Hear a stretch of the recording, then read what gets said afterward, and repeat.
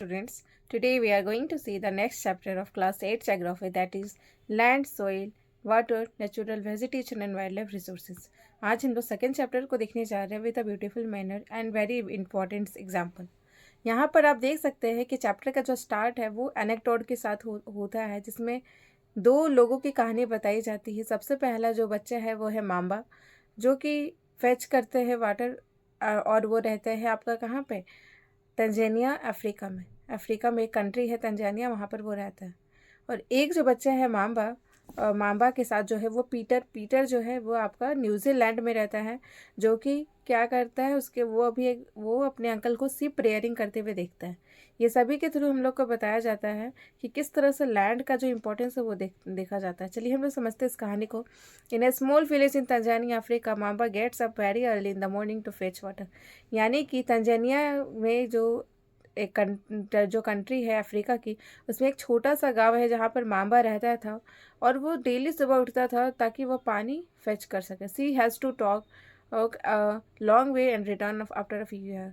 यानी कि वो क्या करती थी, पानी लाने के लिए बहुत दूर तक जाती थी और फिर वो पानी लेकर के आती थी कुछ घंटों के बाद। सी देन हेल्प, तब उसके बाद फिर वो क्या करती थी, अपनी मम्मी का हेल्प करती थी और अपने भाई को ज्वाइन करती थी ताकि वो गोट्स का जो देखभाल है वो कर सके, यानी बकरियों का देखभाल कर सके। All her family on in a piece of rocky land around their small हट।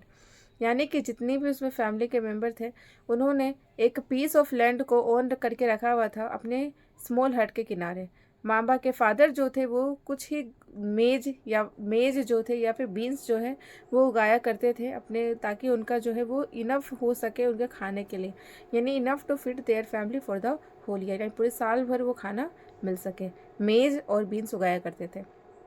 दूसरी तरफ जो कहानी की वो पीटर की बताई जाती है, जो कि है सीप रेयरिंग से ज़्यादा रिलेटेड है, जिसमें बताया जाता है कि वो न्यूजीलैंड में रहा करता था और उसकी फैमिली जो थी वो उल प्रोसेसिंग फैक्ट्री का पार्ट हुआ करती थी। यानी सिप्स, आपको पता है कि सिप से हमें उल प्रोसेस होकर के मिलते हैं। हर दिन जब भी वो स्कूल से घर आता तो वो देखता कि उसके अंकल जो है वो सीप को रेयर कर रहे हैं, और सीप जो है वो सिचुएटेड है ग्रासी प्लेन। सीप यार्ड को सिचुएटेड उन्होंने कहाँ पर करके रखा है, जहाँ पर प्लेन ग्रास से भरा हुआ है, यानी घासों से भरी हुई प्लेन मैदान में उन्होंने उस हाउस को बना करके रखा है। With hill for a distance, यानी कुछ दूर में क्या है, पहाड़ी वगैरह भी है। यानी आप समझ सकते हैं कि ऐसा जगह है जहाँ पर पहाड़ है, जहाँ पर कुछ आपका प्लेन है, वहाँ पर घासें हैं और वहाँ पर सीप रेयरिंग का प्रोसेस चल रहा है। पीटर की फैमिली भी कुछ वेजिटेबल्स उगाया करती थी, वो भी किस तरह से, ऑर्गेनिक फार्मिंग के थ्रू।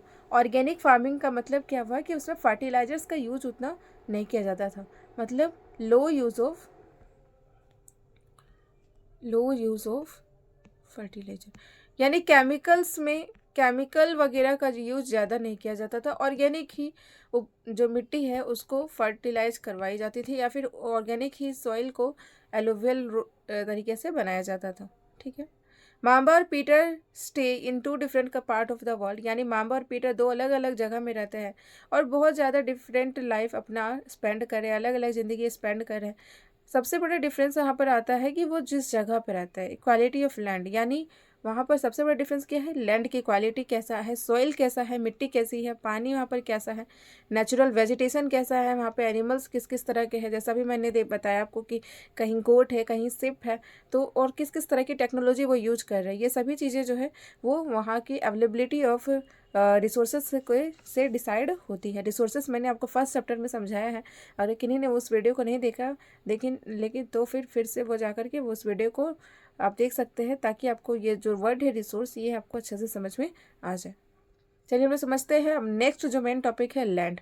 लैंड से सबसे आप यहाँ पर देख चुके होंगे कि किस तरह से लैंड का जो सिग्निफिकेंट है वो कितना ज़्यादा इंपॉर्टेंट रोल प्ले करता है इस चैप्टर को कवर करने में, बिकॉज इस चैप्टर का नाम ही है लैंड, नेचुरल वेजिटेशन वगैरह सबसे related. Land is among the most important natural resource. Land क्या है, सबसे ज़्यादा इंपॉर्टेंट किस चीज़ का रिसोर्स है, नेचुरल रिसोर्स है, यानी ह्यूमन मेड रिसोर्स और नेचुरल रिसोर्स। मैंने दो रिसोर्स आपको समझाया था, ये दोनों रिसोर्स में नेचुरल रिसोर्स में काउंट होता है। जो लैंड है ये कवर करते हैं 30% of the total earth surface of all the part, यानी कितना कवर करता है, 30% ऑफ द अर्थ पार्ट। बताया जाता है कि 70% पार्ट में तो वाटर है ना, इस कारण से। The uneven distribution of population in different part of the world is mainly due to varied characteristic of land climate, rugged topography, steep slope of the mountain, low lying area susceptible to water. यानी कि आप देख सकते हैं कि कहीं पर जो है वो पॉपुलेशन कम है, कहीं पे पॉपुलेशन कम है और कहीं पे पॉपुलेशन बहुत ज़्यादा है। जैसे अगर बताया जाए तो ये देखा जाता है मेनली सिटीज़ में पॉपुलेशन ज़्यादा होते हैं और विलेजेस में पॉपुलेशन सिटीज़ का कंपैरिजन में क्या होता है, लो होते हैं। सिटीज़ का कंपैरिजन में क्या होते हैं, लो होते हैं। यानी शहर के मुकाबले में गाँव में पॉपुलेशन जो होता है, जनसंख्या जो होती है वो कम होती है। तो वो किस चीज़ पर डिपेंड करती है कि वहाँ पर लैंड कैसा है, वहाँ पर क्लाइमेट कैसा है। Just take an example, if you take an example that आप कौन से जगह में ज़्यादा प्रेफर करिएगा रहना, एक पहाड़ में या फिर एक प्लेन में या फिर एक प्लेट्यू में। और वैसा बात है आप प्लेन में रहना ज़्यादा प्रेफर करिएगा as compared to the plateau, पठार में, और एक एज़ कम्पेयर टू द पहाड़ या फिर माउंटेन में, है ना। तो प्लेन में पॉपुलेशन ज़्यादा होगा, पहाड़ में सबसे कम होगा और प्लेट्यू में मिडिल होगा। यानी हो बहुत कम भी नहीं, बहुत ज़्यादा भी नहीं, है ना।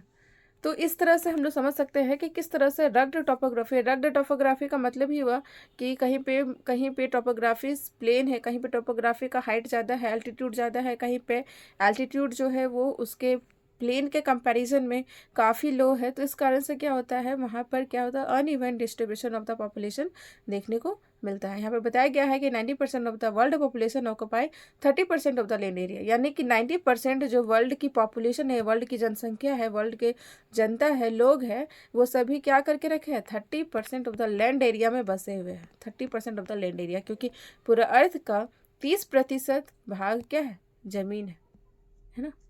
30% भाग जमीन है और 70% क्या है, पानी, जल या फिर वाटर। अब हम लोग आगे पढ़ते हैं। द अनइवन डिस्ट्रीब्यूशन देख लिए थे हम लोग। Low lying area susceptible to water, logging, desert park, thick forested area are normally sparsely populated और इनहैबिटेटेड।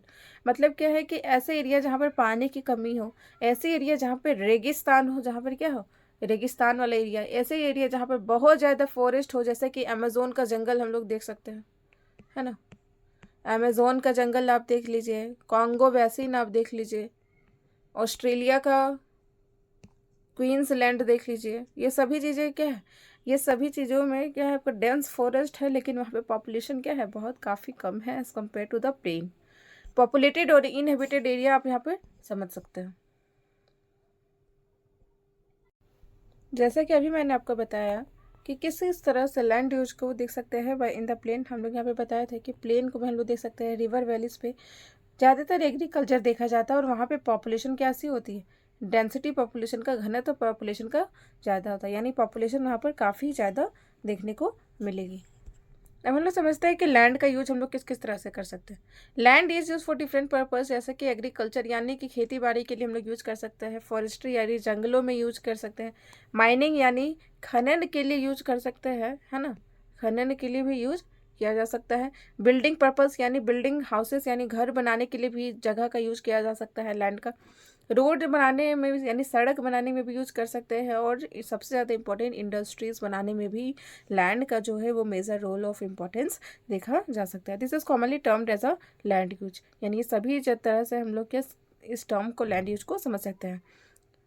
The use of land is determined by physical factor, यानी कि हम लोग किस तरह से लैंड को इस्तेमाल करेंगे, हम लोग अपने प्रयोग में लाएंगे, वो उसके फिजिकल फैक्टर को डिपेंड करता है। जैसे कि उस लैंड की टोपोग्राफी कैसी है, यानी कि उस लैंड में जो है वो टोपोग्राफी किस किस तरह से देखने को मिलेगी। और फिर आप देख सकते हैं कि किस किस तरह के फिजिकल फैक्टर, जैसे कि टोपोग्राफी, सॉइल यानी वहाँ की प्रेजेंट मिट्टी, क्लाइमेट, मिनरल्स, खनिज जो है, और वाटर का अवेलेबिलिटी कैसा है, वो सभी चीज़ें डिसाइड करेगी कि वो जो लैंड है वो किस तरह से यूज में लिया जा सकता है। ठीक है। Human factor such as population technology are also important to determine the land of use pattern, यानी मानव जनसंख्या और तकनीकी भी बहुत ज़्यादा इम्पोर्टेंट है। किसके लिए, ताकि पॉपुलेशन जो है वो वहाँ पर देखी जा सकती है कि किस तरह से वहाँ पर लैंड का पैटर्न का यूज हम लोग कर सकें। लैंड कैन ऑल्सो भी classified on the base of ownership, यानी लैंड को ऑनरशिप के आधार पर, यानी कि कौन वहाँ पर उसको ओन कर रहा है उस आधार पर भी हम लोग बांट सकते हैं। जिसमें सबसे पहला है प्राइवेट लैंड, यानी हमारा निजी जो लैंड है वो और कम्युनिटी लैंड यानी हमारे सभी कम्युनिटी का जो लैंड है वो। प्राइवेट लैंड में जो क्या होता है कि वो एक ऐसा लैंड होता है जो कि इंडिविजुअल द्वारा ओन किया जाता है, यानी ये एक निजी व्यक्ति के द्वारा ओन किया जाता है, रखा जाता है। और कम्युनिटी लैंड किसी एक व्यक्ति का नहीं होता है, वो कॉमन यूज होता है। जैसे हम लोग बोल सकते हैं कि पब्लिक ट्रांसपोर्टेशन सिस्टम जो होता है वो भी पब्लिक, पूरे पब्लिक के लिए, तो वो कॉमन यूज हो गया, तो वो कॉमन आपका यूजेस में देखा जा सकता है।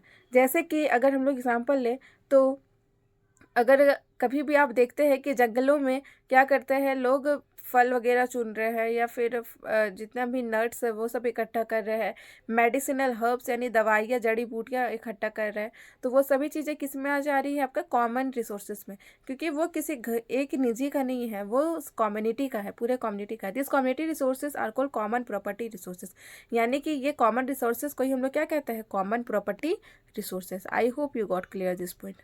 People and there demands even growing but the availability of land is limited, यानी लोग और उनकी जो डिमांड है, उनके जो डिमांड्स है वो इंक्रीज होते रहे हैं, समय के साथ हो रहे हैं, लेकिन लैंड जो है वो तो लिमिटेड है ना। अगर डिमांड इंक्रीज हो रहा है पर लैंड लिमिटेड है तो क्या होगा, वहाँ पर इन्फ्लेशन आ जाता है। जैसे बोला जाता है कि सप्लाई लिमिटेड है बट डिमांड, सप्लाई लिमिटेड हो गया है और डिमांड हाई है, तो महंगाई क्या हो जाती है, बहुत बढ़ जाती है।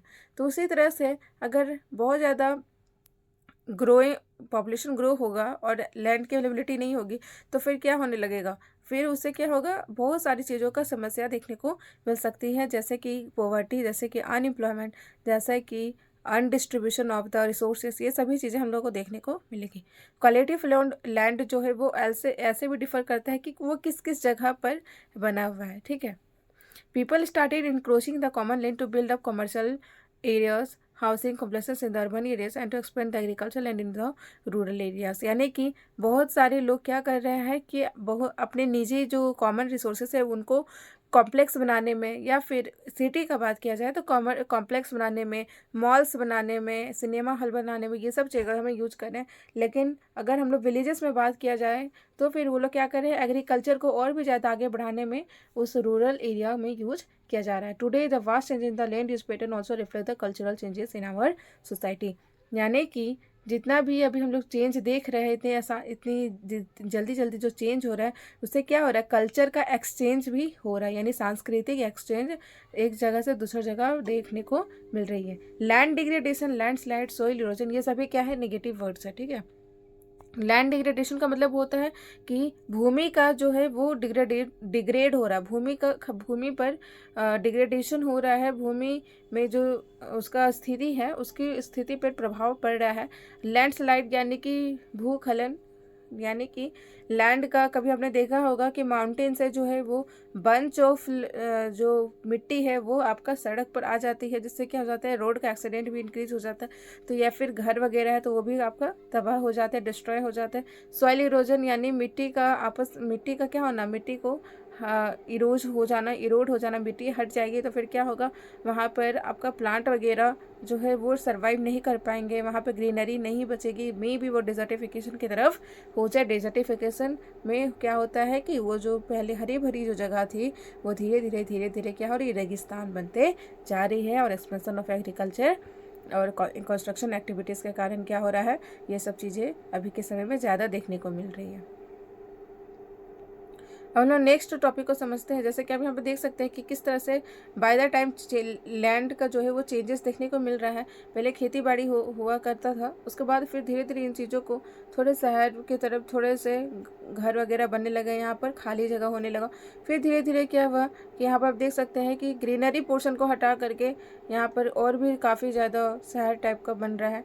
और ये लास्ट में क्या हुआ कि मेट्रोपॉलिटन बन गया, यहाँ पर ग्रीनरी कुछ बची ही नहीं, सब जगह हटा करके लोग क्या करने लगे, फ्लैट, घर वगैरह, कॉम्प्लेक्स, सिनेमा हॉल्स, रेस्टोरेंट, ये सभी चीज़ें बनाने लगे। इससे पता चलता है कि किस तरह से समय के साथ हम लोग अपने लैंड यूज के पैटर्न को भी चेंज करते हैं। अब हम लोग को कंजर्वेशन भी रखना चाहिए, यानी ज़मीन का जो भी लैंड रिसोर्स है, जो ज़मीन का जो एक संसाधन की तरह जो हम लोग देख रहे हैं उसका हम लोग बचाव रखना चाहिए, ताकि हमारी आने वाली जो पॉपुलेशन है वो भी इसका यूज़ कर सके। ये हम लोग किस किस तरह से कर सकते हैं? हम लोग एफॉरेस्टेशन यानी पेड़ों को लगा करके यूज कर सकते हैं। पेड़ जितना रहेंगे उतना ज़्यादा मिट्टी आपस में उसको बांध के रखेंगे पेड़। लैंड रिक्लेमेशन यानी लैंड को हम लोग रिक्लेम कर सकते हैं, रेगुलेट कर सकते हैं by the use of chemical pesticide, यानी कि केमिकल जितना भी यूज हो रहा है उस लैंड में तो उसको हम लोग हल्का कम कर सकते हैं। हम लोग ऑर्गेनिक या फिर नेचुरल फार्मिंग की तरफ जा सकते हैं।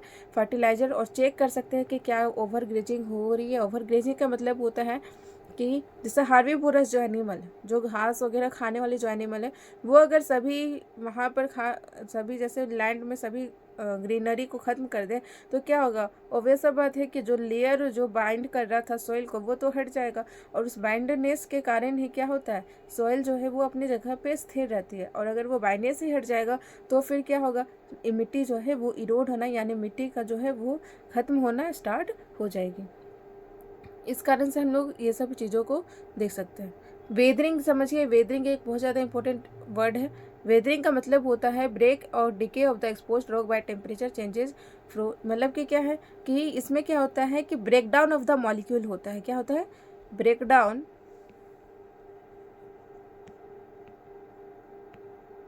ऑफ द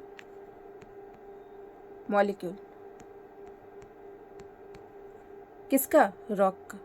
ठीक है, जैसे रॉक में पानी लग रहा है, हवा लग रहा है, फ्रोस्ट हो रहा है यानी बर्फ़ हो रही है, ये सभी चीज़ें से मिलने के कारण क्या हो रहा है? ये रॉक जो है वो टूट टूट के धीरे धीरे क्या हो रहा है? एक सॉइल के फॉर्म में इंक्रीज हो रहा है। जैसे मैंने बताया था कि इग्नियस रॉक किस तरह से सॉइल के फॉर्मेशन को में देखा जा सकता है। अगर आपने उस शॉर्ट्स को नहीं देखा है तो प्लीज़ जाकर के उसे देखिए, सब कुछ सॉइल प्रोफाइल जो है बहुत अच्छे से समझ में आ जाएगा। आज के लिए हम लोग इतना ही पढ़ते हैं। आगे आने वाले वीडियोस में हम लोग सॉइल को देखेंगे, और उसके आगे आने वाले कंसेप्ट में हम लोग काफ़ी चीज़ें समझेंगे जो इस चैप्टर से के लिए बहुत ज़्यादा रेलिवेंट है। I hope you got all the points clear very well. If anyone have any query then let me know in the comment section below. If you found helpful for this content then please like, subscribe for more such content. Thank you.